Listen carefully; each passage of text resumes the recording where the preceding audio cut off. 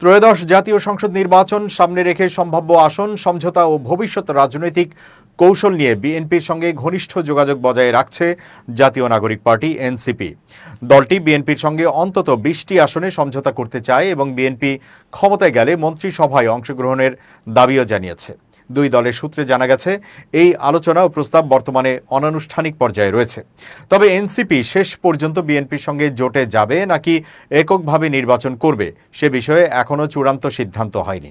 জানা গেছে দলটির কয়েকজন প্রভাবশালী নেতা ব্যক্তিগতভাবে জামায়াতে ইসলামীর নেতাদের সঙ্গেও যোগাযোগ রাখছেন। বিএনপির একটি সূত্র জানিয়েছে এনসিপির নেতারা শুধু আসন ভাগাভাগি নয়, নিজেদের ভবিষ্যৎ রাজনৈতিক নিরাপত্তারও নিশ্চয়তা চান। বিএনপি ক্ষমতায় গেলে ৩ জন এনসিপি নেতাকে মন্ত্রিসভায় অন্তর্ভুক্ত করার প্রস্তাব দিয়েছেন তারা।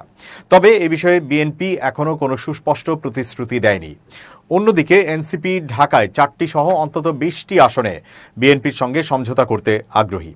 বিএনপি চায় এনসিপি যেন জামায়াত ইসলামী বা তাদের নেতৃত্বাধীন কোনো রাজনৈতিক জোটের সঙ্গে নির্বাচনী সমঝোতায় না যায়। সূত্র জানিয়েছে জামায়াত এনসিপিকে বেশি সুবিধা দেওয়ার প্রস্তাব দিয়েছিল। তবে এনসিপির অনেক নেতা চাইছেন দলটি ডানপন্থী ভাবমূর্তি থেকে দূরে রেখে মধ্যপন্থী অবস্থান বজায় রাখুক। দলটির আহ্বায়ক নাহিদ ইসলাম সম্প্রতি বলেছেন, আমাদের মৌলিক দাবিগুলোর সঙ্গে যারা কাছাকাছি আছে এরকম দলের সঙ্গে আমাদের যদি ঐক্যবদ্ধ হতে হয় বা কোনো ধরনের সমঝোতায় যেতে হয় তাহলে সেটা আমরা বিবেচনায় রাখব। এরই মধ্যে এনসিপি কেন্দ্রীয় নির্বাচন পরিচালনা কমিটি গঠন করেছে, যার প্রধান নাসিরউদ্দিন পাটোয়ারি এবং সেক্রেটারি তাসনিম জারা। দলটি ২০২৬ সালের জাতীয় নির্বাচনকে সামনে রেখে প্রার্থী বাছাই, প্রচারণা ও মাঠ পর্যায়ের প্রস্তুতি শুরু করেছে। এনসিপির নেতারা জানিয়েছেন দলের আহ্বায়ক নাহিদ ইসলাম ঢাকা 11 আসন থেকে নির্বাচন করতে চান। সদস্য সচিব আখতার হোসেন রংপুর 4 আসন থেকে প্রতিদ্বন্দ্বিতা করবেন। নাসিরউদ্দিন পাটোয়ারি ঢাকা 18 অথবা চাঁদপুর 5 আসন থেকে নির্বাচনে অংশগ্রহণ করতে আগ্রহী। তাসনিম জারা ঢাকা 9 আসন থেকে এবং জ্যেষ্ঠ যুগ্ম আহ্বায়ক আরিফুল ইসলাম আদিব ঢাকা 14 আসন থেকে নির্বাচনের প্রস্তুতি নিচ্ছেন।